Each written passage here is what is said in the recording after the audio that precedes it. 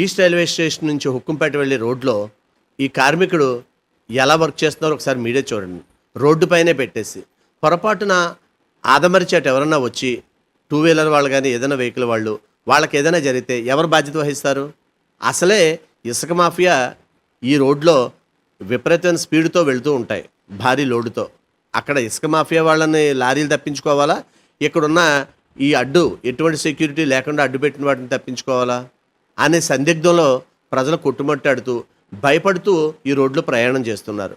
మరి అధికారులు నిద్ర నటించడం మాని ప్రజలను పట్టించుకోవాలని ప్రజలు కోరుతున్నారు.